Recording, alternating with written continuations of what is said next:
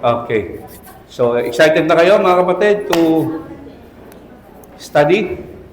Okay, so last week, we've started a new series, brand new series in the subject of the covenants. Alright, so marami sa inyo ang absent last Sunday. So I hope starting today hanggang sa mga susunod na linggo, please do not miss a single week. Kasi lahat ng ating pong mga pag-aaralan week after week ay konektado sa isa't isa. So please do not miss this series. As I have said, if there is one thing na kailangan mong maintindihan as a Christian, okay, wala nang ibang subject kung hindi itong covenants. Alright? Alright, so dito na po tayo. So, just to refresh your memory, papasadahan lang natin mabilisan yung mga na-discuss natin last week so that magkaroon tayo ng pagsasariwa ng ating mga napag-aralan so that yung maging launching pad natin. Okay? So, kumbaga sa teleserye ang nakaraan. No, parang gano'n. Anyway, so, na-discuss natin last week, number 1, yung definition ng covenant. What is the meaning of the covenant? The simplest definition is agreement. Holy, sacred agreement. Pero, pinakasimple yon. The deeper meaning of the word covenant is binding relationship. So, ang covenant hindi basta kontrata, hindi basta kasunduan. It's a binding relationship. Merong relasyon. Kumbaga sa mag-asawa, kapag ang mag-asawa pumasok sa marriage covenant, nagpirmahan sila ng kontrata, hindi ho basta pumirma lang ng kontrata yon. Merong relationship na namagitan doon. Hindi ito katulad ng employer-employee relationship na kapag ikaw ay nag-apply ng trabaho sa isang kumpanya, bibigyan ka ng 6 months provision o probation rather, tapos magpipirmahan kayo ng contract, gawin mo yung responsibilidad mo, gagawin nung boss mo yung responsibilidad niya. Kapag ikaw ay sumablay, hindi naging maayos ang performance mo, sisante ka na, okay? Tanggal ka na. Walang relationship na namamagitan. Sa buhay mag-asawa, meron. Hindi isang beses lang nag-away, hiwalay na. Meron ba sa inyong ganyan? Isang beses lang nag-away, hiwalay na? Wala, di ba? Bakit? Kasi nung kayo'y pumasok sa buhay may asawa, nagmamahalan kayo. Tama ba? Agree? Alright. And so therefore, merong binding relationship. Pangalawa, we need to understand, ang covenant ay merong dalawang category. Right? There are 2 types of covenant. Ano yung dalawa na yon? Pakiano mo, sister, baka maano niya yung ano. Okay? What are the 2 types of covenant? Hello, baby. Okay, ayun ay lola. Number 1 is yung obligatory covenant. Number 2, yung promissory covenant. So yung mga hindi naka-attend last week, i-take notes niyo para makasunod kayo. So ano yung obligatory covenant? Okay, mabilisan lang. Ang obligatory covenant between 2 people, yung isa higher, yung isa lower. Pagkatapos yung higher, magbibigay siya ng rules dun sa lower. Yung lower, kailangan sumunod. Pag hindi sumunod, hindi niya makukuha yung blessing na kalakip ng covenant, but instead, yung parusa ang kanyang makukuha. Okay? Ang old covenant ay isang obligatory covenant type. Bakit? Si God yung higher, Israel yung lower, nagbigay ng rules ang Panginoon, yung 613 laws, pag sumunod sila, pagpapalain sila, pag hindi sila sumunod, they will be cursed. So, old covenant is a type of obligatory covenant. Okay? Yung isang covenant is the promissory covenant. Ito yung Diyos lang ang halos gumagawa nun. Kasi sa promissory covenant, yung higher, walang prior conditions na ibibigay. Gusto lang niyang pagpalain ka. Papasok kayo sa isang kasunduan, pero wala siyang rules na ibibigay. Wala siyang kondisyon. Basta gusto ka lang niyang pagpalain.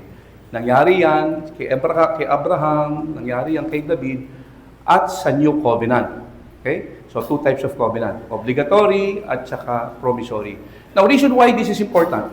Kasi as we go along sa ating pinag-aaralan, malalaman mo anong klaseng covenant itong pinasok ni Lord dito. Naintindihan niyo ako? Andiyan po kayo? Okay. Number 3, a covenant is established by a sign. Pag walang sign, hindi ma-establish ang covenant. Okay? Nung ang Diyos makipag-covenant kay Noah, what is the sign? The rainbow, bahaghari. Nung ang Diyos makipag-covenant kay Abraham, ano yung sign? Pagtutuli. Nung ang Diyos makipag-covenant kay Jesus through the church, the communion. Alright? So, yung covenant na establish ang sign. Pang-apat, ang covenant nararatify by blood. Without blood, hindi mararatify ang covenant. There is no covenant na na-establish without blood. Okay? Yun yung pang-apat. And number 5, ang covenant ng Diyos at ang pangako ng Diyos are two different things. Hindi sila parehas. Bakit? Kasi ang God's promise is faith-based. Ang God's covenant is oath-based. In other words, mga pangako ng Diyos sa Bible, para mangyari sa iyo, you have to exercise faith. Tama? Nakita natin yon sa ilang Old Testament, even in the New Testament characters. While yung covenant, dahil siya ay kasunduan, siya ay oath-based. Kapag ka na-fulfill yung kasunduan, whether you like it or not, mangyayari at mangyayari. Tama? Sabi ng Diyos sa Old Testament, pag sumunod ka, I will bless you.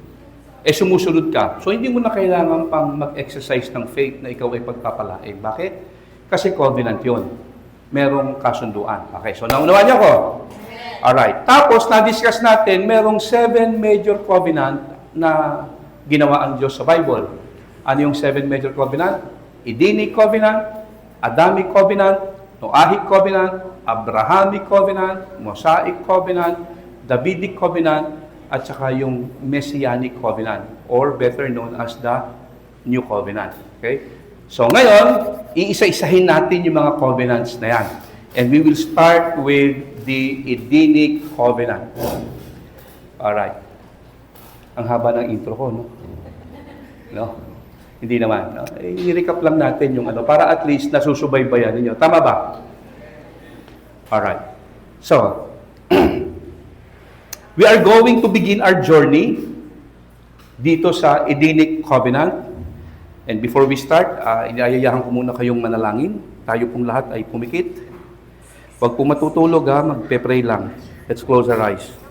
Lord, maraming salamat as we study this subject. We just pray that you may enlighten us, give us wisdom, knowledge, understanding, and we ask the third person of the Triune God, the Holy Spirit, to give us wisdom.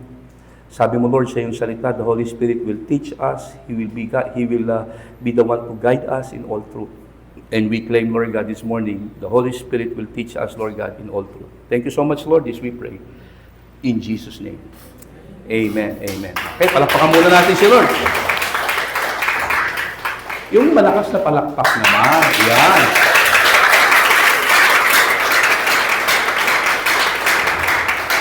Yan. Yung tipong pag pumalakpak, ang naririnig, yung 1,000 ang dating, no? Kasi kapag may pumalakpak, parang lilima lang yung uma-attend doon. Kaya kapag nag-play ako ng video, gusto kong ikat yun eh. Yung portion na yun, parang lilima lang yung pumapalakpak. Isipin ngayon ng mga nakikinig, lilima lang yung uma-attend dyan. Okay, so pakita natin sa kanila, 1,000 po tayo. Okay, palakpak tayo, palakpak.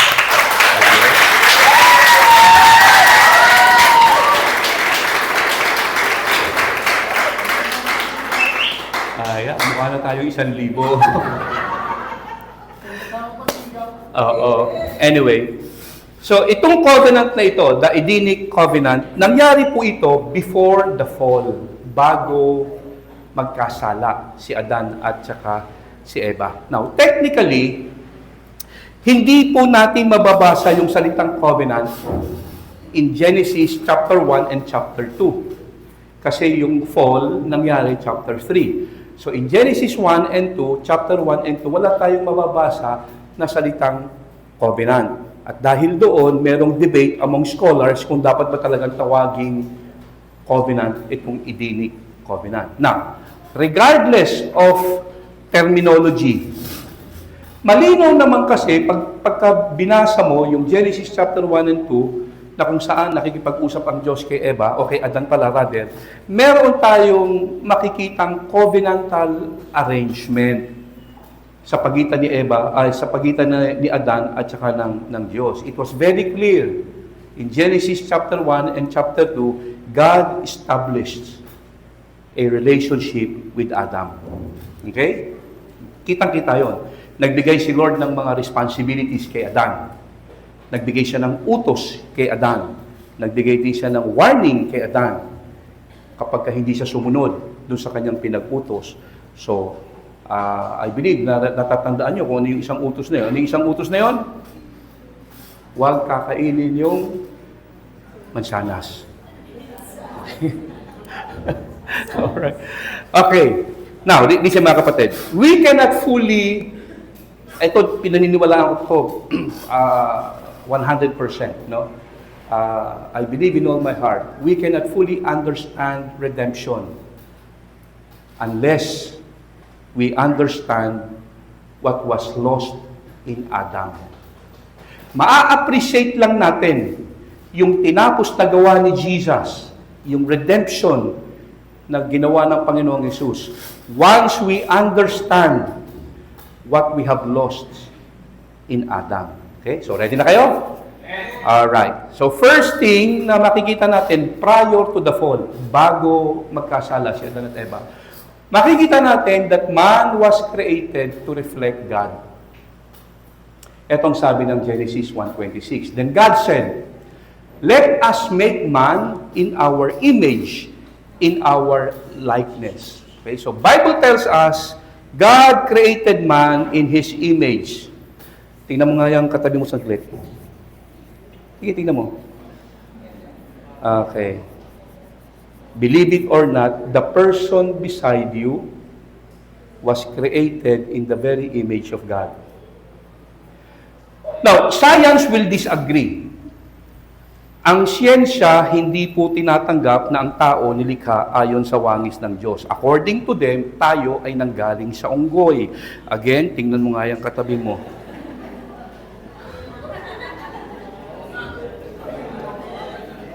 Tingin kayo sa harapan.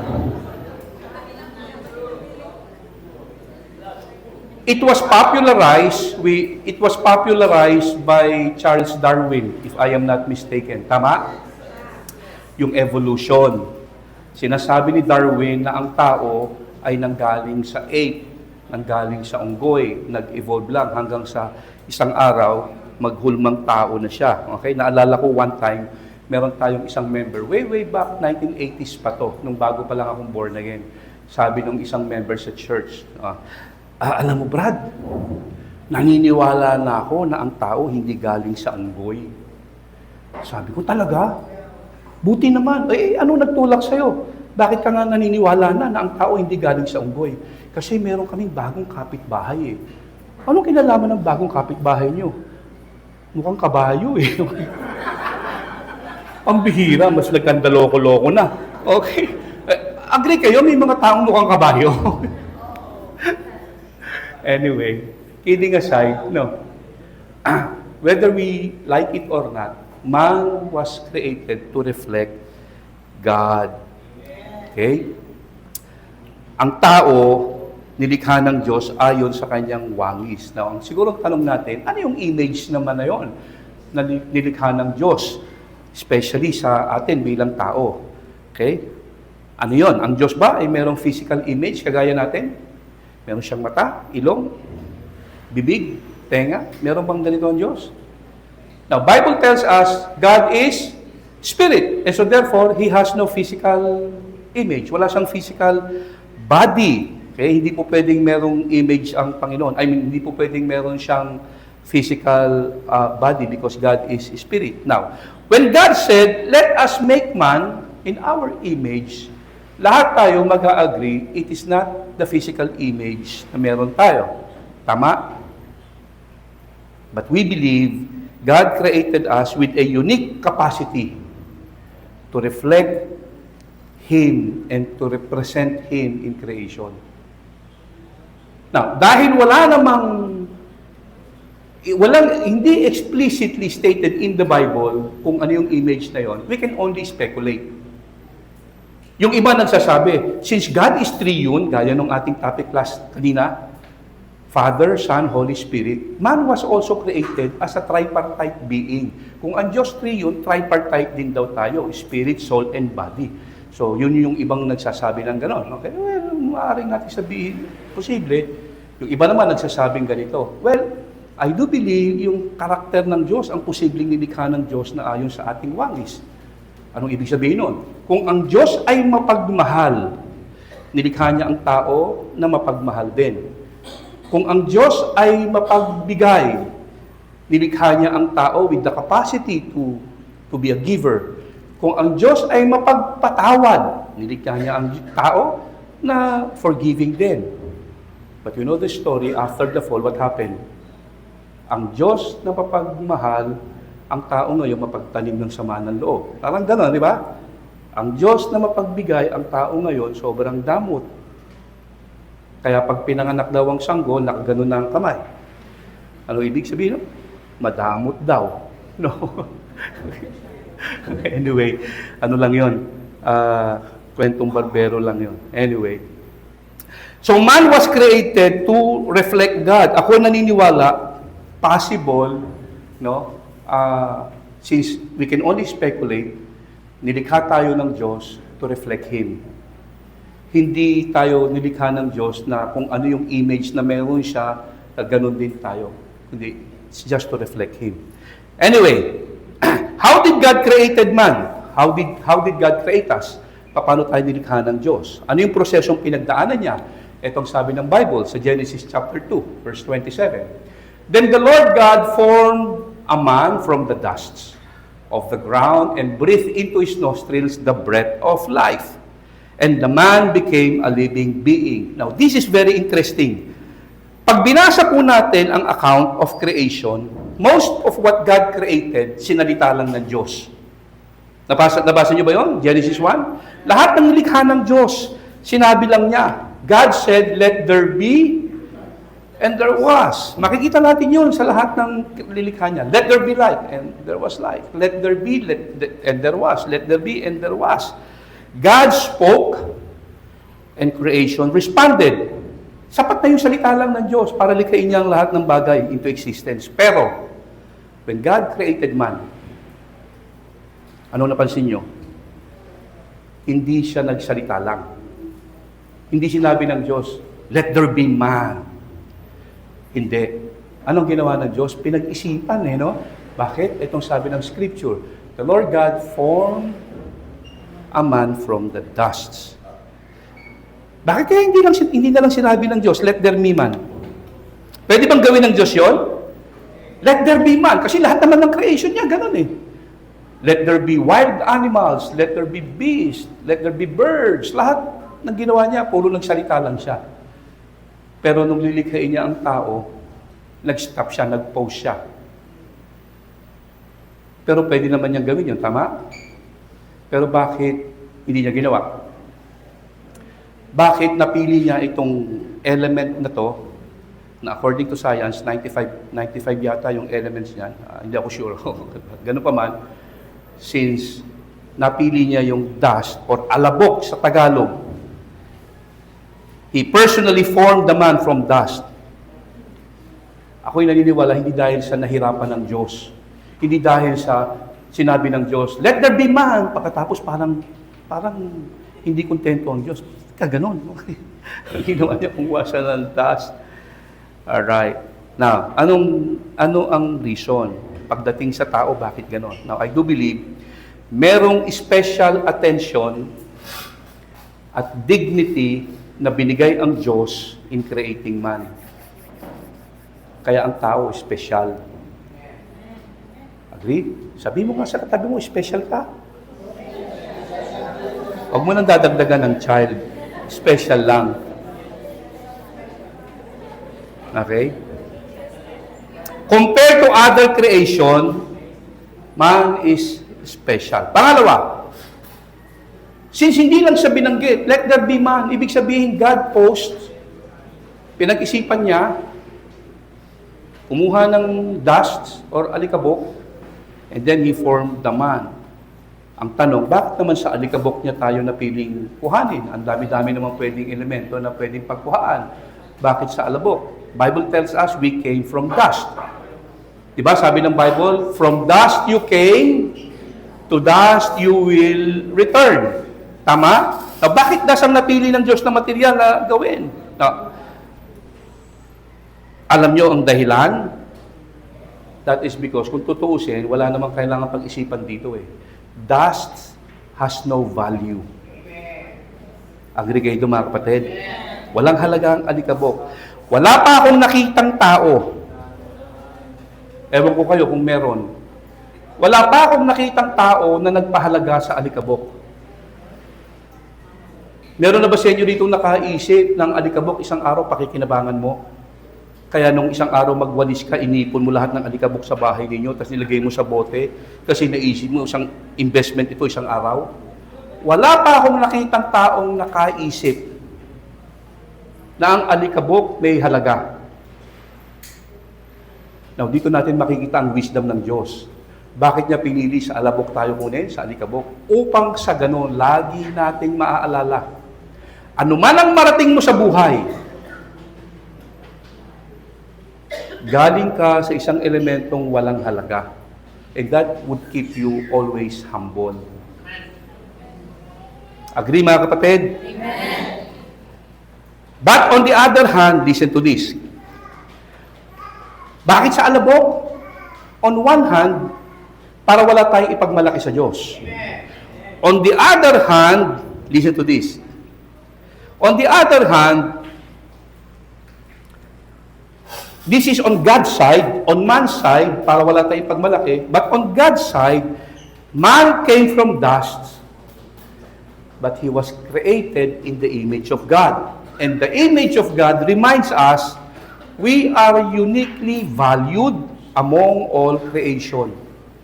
So ang dignity natin did not come from the material from which we were made. Ang dignity natin comes from God who made us in His image. Yun ang maganda ron. Agree? So on our side, para wala tayong ipagmalaki, kaya tayo kinuha sa alikabok. On His side, yung dignity natin comes not from the material that we were made of, but to the image we were created. Doon tayo nagkaroon ng halaga. Tama ba? Palakpakan naman natin si Lord doon. So first, man was created in the image of God, and that means to reflect God. Pangalawa, ang original intention ng Diyos when He created man, it is for the very purpose of relationship. God created us for relationship. Itong sabi ng Genesis 2:16 and 17. And the Lord God commanded the man, you are free to eat from any tree in the garden, but you must not eat from the tree of the knowledge of good and evil, for when you eat from it, you will surely or certainly die. Now, bakit natin nasabi na dito sa mga verses na to, God created us for relationship? It's simple. Makikita mo dyan, man was created with the freedom to choose. Nilikha tayo ng Diyos with the free will. We are free moral agent. Hindi tayo robot. Hindi tayo puppet na kung saan pwede kang kontrolin ng Diyos. Na kung anong gusto ng Diyos gawin mo, wala kang magagawa, kukontrolin ka lang niya. God gave us free will. In other words, you are free to choose either to love Him or not to love Him. You are free to choose either to obey Him or disobey Him. Malaya ka. Kaya sabi ng Lord, lahat ng punong kahoy dito, pwede mong kainin, except, so nagbigay siya ng utos. In other words, it's freedom. Free will. Tama ba mga kapatid? Hindi tayo ginawang robot ng Panginoon. We are free to obey or disobey Him. We are free to love or not to love Him. Now, ilang sa inyo mag-agree? Hindi maganda ang isang relasyon kung walang free will. Agree? Yung napipilitan ka lang? Sino dito yung nagpakasal kayo sa asawa nyo na pinilit ka? Let me see your hand. Huwag kang tataas ng kamay, nakakaya.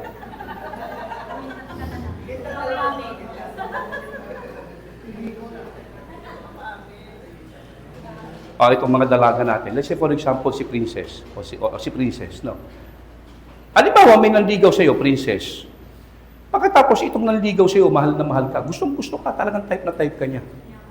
Dahil doon, lahat ng alam niyang strategy sa panliligaw, ginawa niya para lang magustuhan mo siya, para lang mapasagot ka niya. Araw-araw, binibigyan ka ng tsokolate, binibigyan ka ng roses, pinadadalhan ka ng kung ano-ano, pagkatapos susunduin ka, halos araw-araw yun.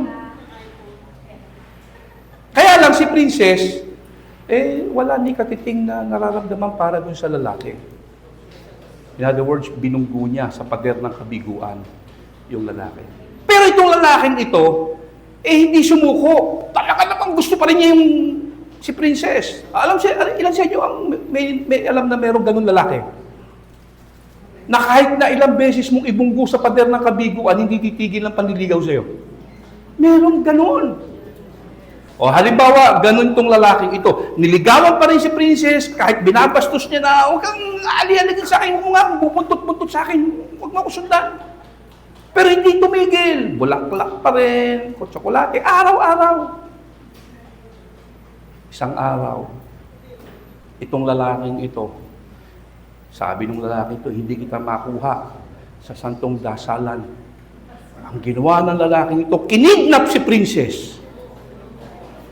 Pag-kidnap sa kanya, sabi ni Princess nung nasa loob na sila ng isang silid, sige na, papakasal na ako sa'yo.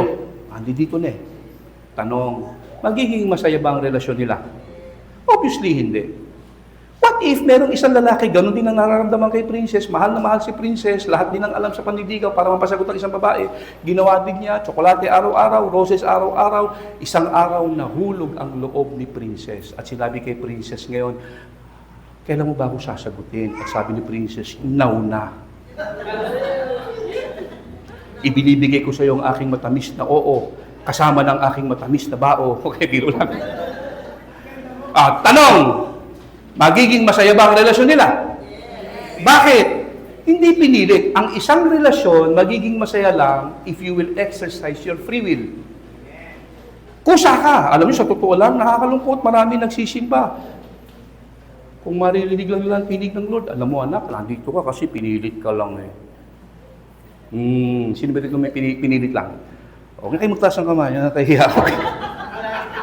Ba? Di ba? Marami na pilit lang. Pero wala dito niyan. Wala. Absent silang lahat. Hindi napilit. So anyway, okay? Man was created for relationship. At klaro yan dito sa pagbibigay ng Lord ng freedom. Okay? Anyway, itong dalawang ito ang dapat nating maintindihan before the fall. Man was created in the image of God, and God created man for relationship. Man was created to reflect God, and man was created for relationship. Now, let us proceed to the Edenic covenant itself. Puntahan natin yung Edenic covenant. As I have said, itong mga verses na to, dito actually nakapaloob yung Edenic covenant. Okay?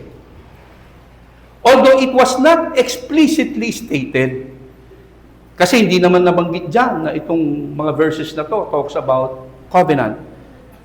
Pero it is clear, sa mga salitang binitiwan ng Lord, makikita natin na merong elements of covenantal arrangement. And this is actually a type of obligatory covenant. Kaya mahalaga yung alam natin yung obligatory, promissory. Tingnan nyo, okay? The Edenic covenant had one prohibition. Sabi ng Bible, Genesis 2:17, you must not eat from the tree of the knowledge of good and evil. Ano yung forbidden fruit? Galing daw sa puno na nagbibigay ng ano? Kaalaman ng masama at mabuti. God forbade them to eat from that tree. Ano yung tree na yon? Tree that gives knowledge of good and evil. May tanong ako sa inyo. Bakit nga ba nagbigay pa ng prohibition si Lord? Bagamat isa lang. Diba? Kasi maganda sana kung wala na, no? Tama ba? Bakit kaya hindi sinabi ni Lord kay Adan, Adan,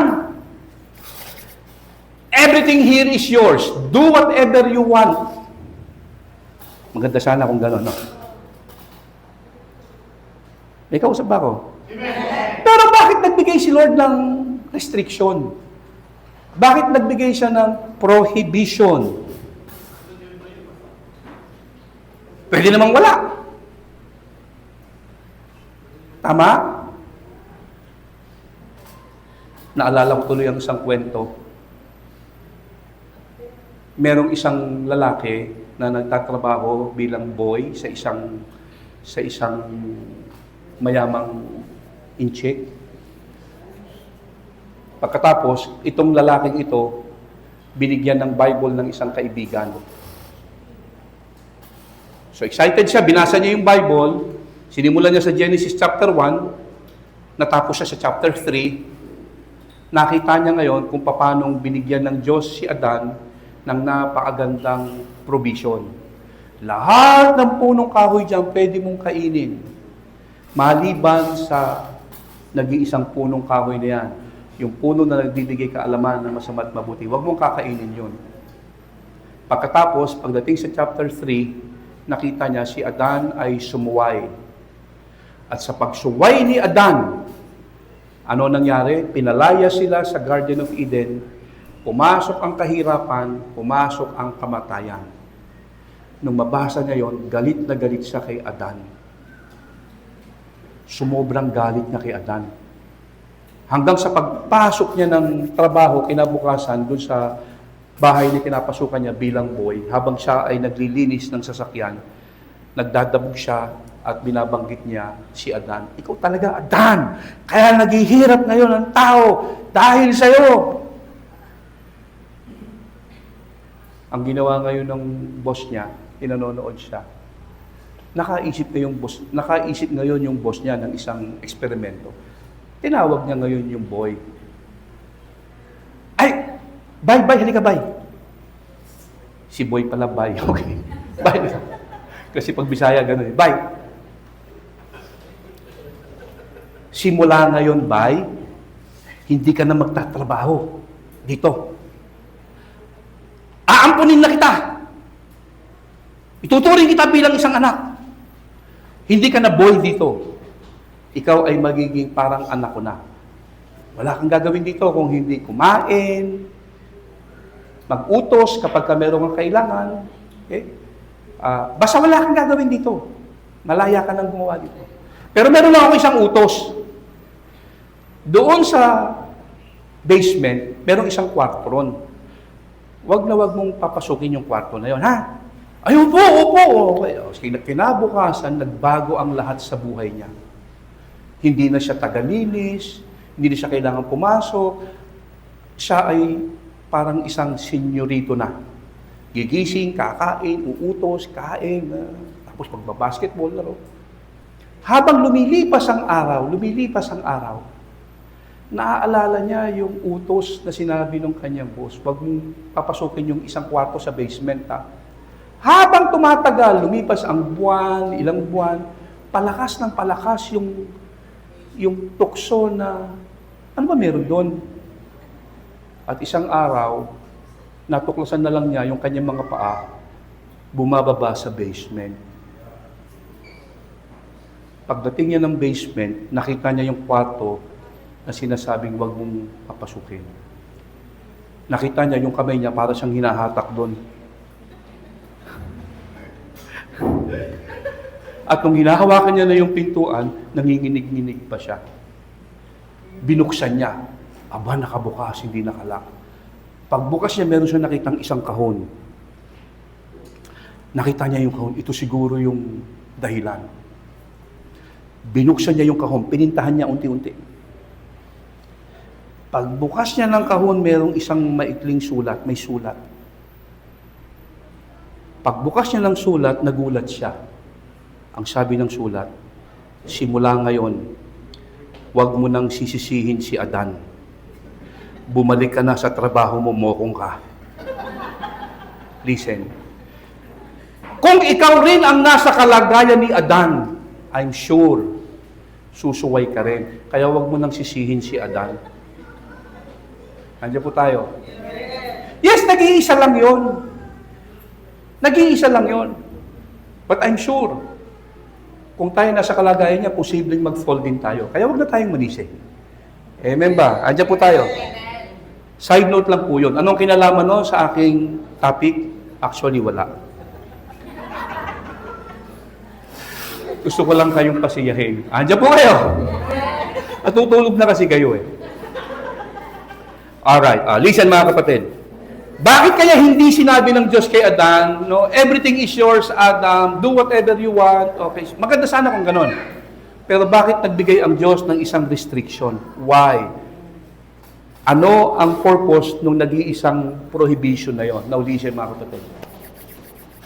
The tree of the knowledge of good and evil actually represents God's authority over the man.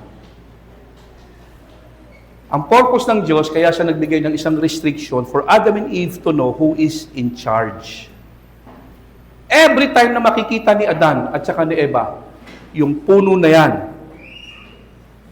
ng tree of the knowledge of good and evil, meron silang visible reminder na ano, God is their creator.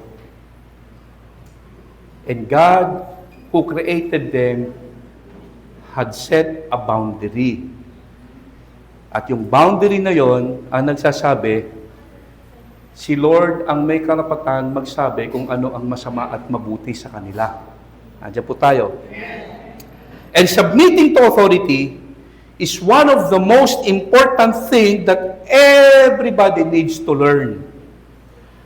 Kasi pag natutunan mong mag-submit sa authority, okay, wala ka masyadong magiging problema sa buhay. Kahit sa loob lang ng bahay, di ba? Kapag kayong mga anak hindi marunong mag-submit sa authority, ano nangyari? Ang gulo, di ba? Andiyan po tayo? O kahit sa labas lang eh. Ba't nagkakagulo ngayon sa labas? Kasi hindi marunong mag-submit sa authority. Amen ba? So yung puno na yon, pinagbawal ng Diyos because that represents His authority over them. Kung sasabihin ni Lord kay Adam, do whatever you wish, walang bawal. Hindi nila matututunan mag-submit sa authority. Walang bawal eh. Andiyan po tayo. So yung nag-iisang utos na yon represents God's authority over them. Okay? Kasi every time makikita nila yung puno na yan, mag-uusap sila ni Eva at Adan, huwag natin kunin yan. Bakit? Kasi ayaw ng Diyos eh. Siya ang in charge, hindi tayo. Tama ba? In effect, parang sinasabi nila kay Lord, Lord, we trust you. Bagamat hindi namin maintindihan bakit mo pinagbabawal to, we trust you. Tama? Yun lang kasimple yun. Huwag mo nang intindihin bakit na pinagbabawal. Ang isipin mo na lang, magtiwala tayo kay Lord. Ayaw niya, edi ibig sabihin nun, hindi makakabuti sa atin yun. Just trust Him. So, submitting to authority actually teaches you to trust God. Alright? Okay. Now, there is another thing na gusto kong pansinin po natin. And itong portion na to, lagi ko na itong sineshare sa inyo, but I want it to, lagi kong ma-remind sa ating lahat. Prior to the fall, man has no knowledge of good and evil. Malinaw yan dito sa sinabi ng Panginoon. Ano sabi ng Lord? Huwag ninyong kakainin yung puno na yon. Ano yung puno na yon?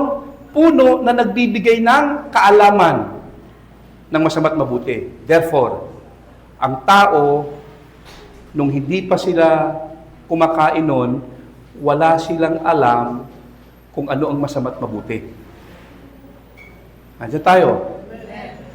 Kailan sila nagkaroon ng knowledge of good and evil? Nung kainin nila yon.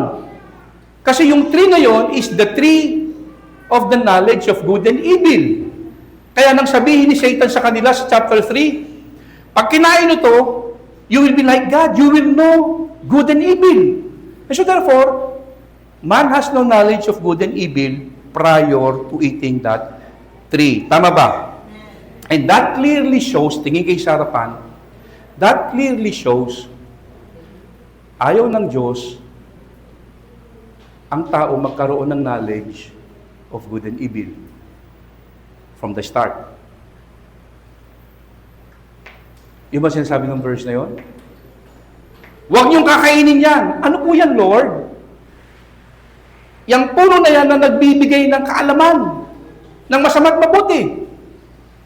Okay. So, ibig sabihin, nung mga panahon na yon, si Adan at Eva, hindi nila alam kung anong masama't mabuti. Kaya na sila nagkaroon ng kaalaman ng masama't mabuti. Nung kinain nila yung puno na nagbibigay ng kaalaman sa masama't mabuti. And so therefore, God doesn't want people to have knowledge of good and evil from the start. Ang tanong, bakit? Why is it God doesn't want men to have knowledge of good and evil? You have any idea ba't ayaw ng Diyos magkaroon ng knowledge of good and evil ng tao? Now, since God did not tell us kung bakit ayaw niyang magkaroon ng knowledge of good and evil ng tao, let me just give you one possible reason. Pagdating sa standard of good and evil, sablay ang discretion ng tao. Agree kayo doon? For example, lahat ng mga magkakarelasyon ng same-sex, meron ba kayong nakita na umamin ng bakla at lalaki na magkarelasyon na masama yung kanilang relasyon? Meron ba? Nowadays nga, tanggap na ng society eh. Di ba? Although merong tumatanggi, let's say for example, si Vice Guapo. Tsaka yung kanyang boyfriend. Di ba? May mga post siya na very sweet sila doon sa post. Pagkatapos makikita mo, merong mga nagbabash, may nagtatanggol. Okay? Now, yung mga nagtatanggol, sinasabi, wala silang masamang ginagawa. Puro kayo mga judgmental. Wala silang masama bang magmahal? Yun ang tanong eh. Kasalanan ba nilang magmahalan sila? At sila mismo, they will claim, wala kaming masamang ginagawa. Agree? Huwag nyo kaming sisihin kasi nagmahal lang kami. Tama? Pagdating sa standard of good and evil, ang discretion ng tao sablay. Sino ngayon nagsabi sa kanila na walang masama? Sa kanila, sila. Kapag ang lalaki ng babae, okay lang yan, lalaki yan eh. Pero magagawa mo, pogi. Pag ang babae ng lalaki, ang landi naman yan. Sobra naman yan, ang landi. O sino nagbigay ng hatol na yon? Tao, may double standard. Tama? That is why God said, ako magdi-decide what is good and evil, hindi kayo. Kasi pag kayo ang nagsabi kung ano ang masama at mabuti, sablay ang discretion nyo. Agree? Ay kaso, sumablay na. Kinain na yung knowledge of good and evil eh. Meron na tayo ngayon knowledge of good and evil. Kaya ngayon, yung good sa'yo, evil sa kanya. Yung evil sa'yo, good sa kanya. Kasi babala ka sa buhay mo. Huwag mo ko pa kayo naman, ito good sa akin eh. Kung bad sa'yo to, di sa'yo, sa akin hindi. Pero ang standard of good and evil natin, of course, si Lord. Andiyan po tayo. So, doon tayo nagkaroon ng problema. So, these are the two things. Okay? Na posibleng dahilan kung bakit ayaw ng Diyos ipakain, kung bakit nagbigay ang Diyos ng restriction. The knowledge of good and evil represents God's authority, and prior to the fall, hindi makakabuti pala sa tao yung pagkakaroon ng knowledge of good and evil. Bakit? Kasi when it comes to standard of good and evil, ang discretion ng tao ay sablay. Kasi tingnan mo, pagkababae ng lalaki, napakasama. Pag lalaki ng babae, okay lang. Samantalang parehas lang namang adultery yun. Di ba? Same case. Hindi naging tapat sa kanilang mga asawa. Pero bakit kapag kayong lalaki, parang hindi masyadong masama? Pero kapag kayong babae, parang demonyita na ang dating. Di ba? Parang nakakadiri ka. Samantalang parehas lang naman yun. Amen ba? Now, another thing na makikita natin sa Edenic Covenant is this. The Edenic Covenant came with a warning. Ano ang sabi ng Panginoon? When you eat from it, you will certainly die. Ano yung obligatory covenant? Yung higher party, merong rules. Yung lesser party, kailangan sumunod. Pag sumunod siya, may blessing. Pag hindi sumunod, may consequence. Dito, anong blessing kung susunod siya? He will not die. Ano ang punishment pag hindi siya sumunod? He will surely die. That is obligatory covenant. So, bagamat hindi clearly stated na merong Edenic covenant na tinatawag, kitang-kita natin merong covenantal arrangement in Genesis 1 and 2. Agree mga kapatid? At ang warning ng Diyos, you will surely die. And that implies it was never God's intention that man should die. Kaya siguro galit na galit yung katulong, kung hindi mo sana kinain yan, hindi tayo mamamatay. Kinain mo, yan tuloy namatay tayo. And by the way mga kapatid, uulitin ko, based on that statement, it was not God's intention for man to die. So therefore, bakit namamatay ang tao? Yun ang tanong. Because man chose to die. Look, hindi naman sinabi ni Lord na ganito Adan, lahat ng punong kahoy dyan pwede mong kainin. Pero meron isang puno dyan na ayokong kainin mo. Yung tree of the knowledge of good and evil. Pag kinain nyo yan, papatayin kita. Hindi ganun sabi ni Lord. Ganun ba sabi ni Lord? Pag kinain mo yan, papatayin kita. Hindi. Pag kinain mo yan, mamamatay ka. Okay? Lumalabas. Ang pagkakaroon ng knowledge of good and evil brings death. Agree? Pag kinain mo yung knowledge of good and evil, you will die. So yung pagkakaroon ng knowledge of good and evil, hindi maganda sa tao. That is why, pagdating sa New Covenant, ayaw ni Lord mamuhay ka under law. Bakit? Because law is the knowledge of good and evil. Because law will tell you what is right and good, what is right and wrong. Sa garden, meron dalawang puno. The tree of life, tree of the knowledge of good and evil. Sabi ni Lord, lahat ng puno dyan pwede mong kainin. That includes the tree of life. Pwede mong kainin yung tree of life. Pero anong pinili nilang kainin? The tree of the knowledge of good and evil. So lumalabas, mas pinili nila yung kanilang buhay will derive from the law, the tree of the knowledge of good and evil, because the law will tell you what is right and wrong. And Bible tells us the letter kills. Bible tells us the law is the ministry of death. Medyo malalim, no? Kasi doon pa yan sa law Okay, kaya medyo nag-advance tayo ng konti. Kaya yung iba sa inyo, naguguluhan na, okay? Ang point ko lang is this. Nang sabihin ni Lord, huwag niyong kakainin yan because the moment you eat that, you will surely die. Lumalabas, number one, it was not God's intention for man to die. He wants man to live for eternity. Pero, nung kainin nila yon, namatay sila. Hindi si Lord ang pumatay sa kanila. Kaya wag mong sisisihin si Lord na kaya tayo namamatay kasi pinatay tayo ni Lord. Sabi ng Diyos, pag kinain nyo yan, mamamatay kayo. Hindi sinabi ni Lord na pag kinain nyo yan, papatayin kita. Papatayin ko kayo. Hindi ganon. So, people died because they chose to die. Agree? At lahat ng tao naka-experience nun because of that. Okay?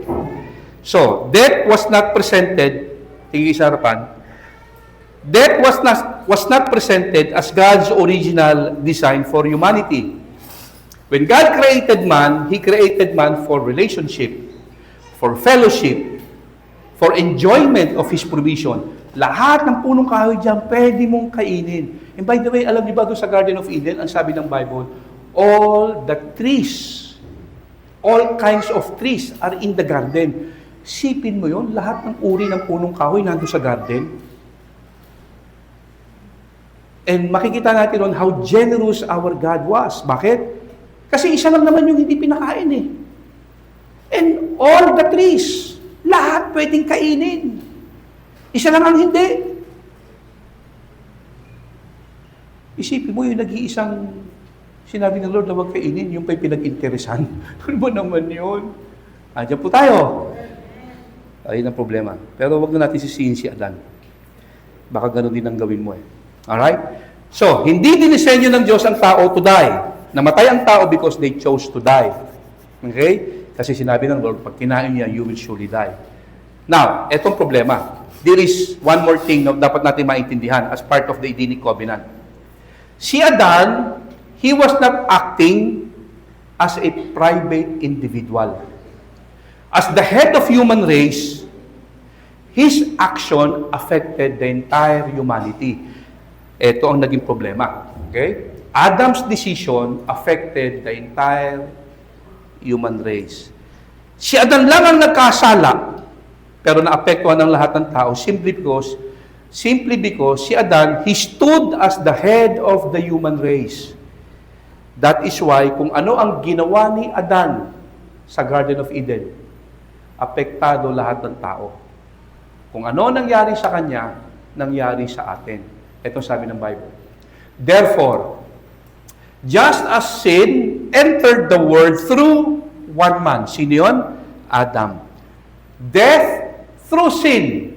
Pumasok ang kamatayan dahil sa kasalanan. Pumasok ang kasalanan dahil sa isang tao. Pumasok ang kamatayan dahil sa kasalanan. And in this way, death came to all people because all sin. Itong phrase na ito na all sin, hindi ibig sabihin yan, tayo ay lahat nagkasala dahil gumagawa tayo ng kasalanan. Hindi. Nung si Adan ay magkasala, lahat ng tao nasa kanyang lowings, nasa sinapupunan niya. Kaya yung action ni Adan, lumalabas, naging action natin. Kaya nung si Adan ay naparusahan ng kamatayan, apektado tayong lahat.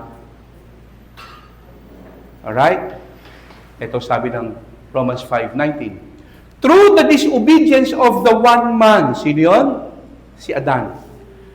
The many were made sinners. Everybody say, made sinners. Made sinners. Louder please. Made sinners.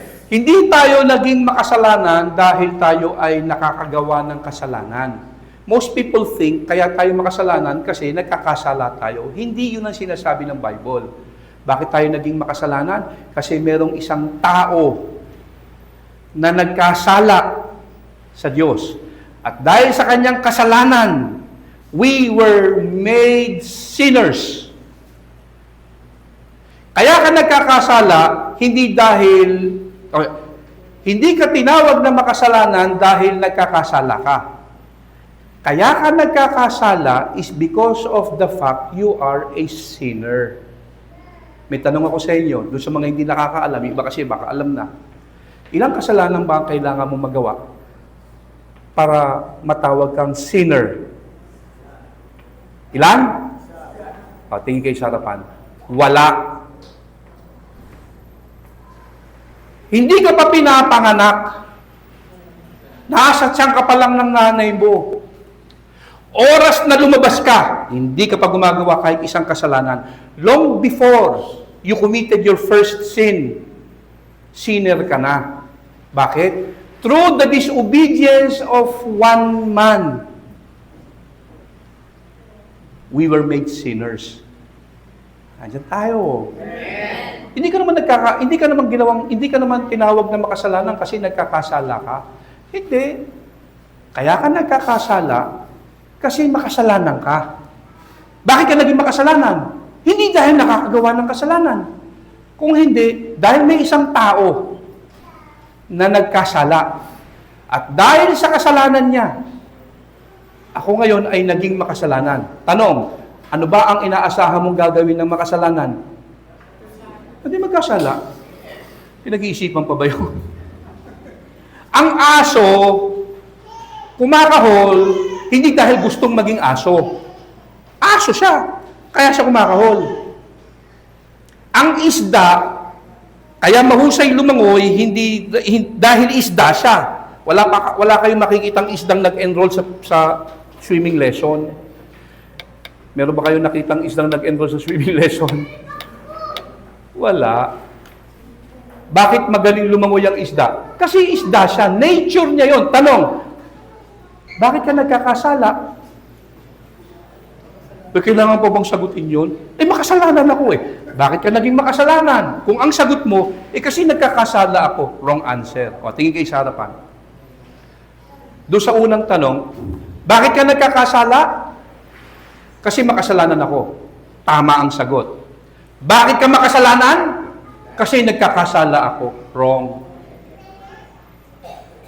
Kasi may nagkasala na isang tao, dahil sa kanyang kasalanan, naging makasalanan ako. At dahil makasalanan ako, natural lang, nakasalanan ang gagawin ko. Andiyan tayo. Naiintindihan niyo ako? Malinaw? Alright. Naapektuhan tayo dahil doon sa isang kasalanan ni Adan. Yun ang naging problema nating malaki. So, the moral of the story is this. Huwag na natin sisihin si Adan. Okay? Nandun na yun eh. Okay? Let's proceed to our last point. May good news naman. Because the Edenic covenant points to Christ. Dito natin makikita ang kabutihan ng Diyos. Kung ang failure ni Adan naapektuhan ang buong human race, sapagkat si Adan ay tumatayo as a representative ng tao. We need another representative. At ito yung pinapilan ng ating Panginoong Hesus. Okay? That is exactly how the New Testament presented Jesus. Itong sabi ng New Testament. For us in Adam, all die. So in Christ, all will be made alive. So, bago natin sisihin si Lord, Lord, unfair naman yata. Si Adan lang ang nagkasala Bakit pati ako nadamay? So sabi ng Lord, okay, wait ka lang. Pull ka lang dyan. Nung isugo na si Kristo, ito naman. Dahil kay Kristo, you will be made alive. So, hindi na unfair si Lord. Tama? Amen. Sa una mukhang unfair. Si Adan lang nagkasala, pati ako nadamay. O ito, si Jesus lang ang sumunod, pati ikaw nadamay. Correct? Sabi ng verse 45, the first man, Adam, became a living being. The last Adam, a life-giving spirit.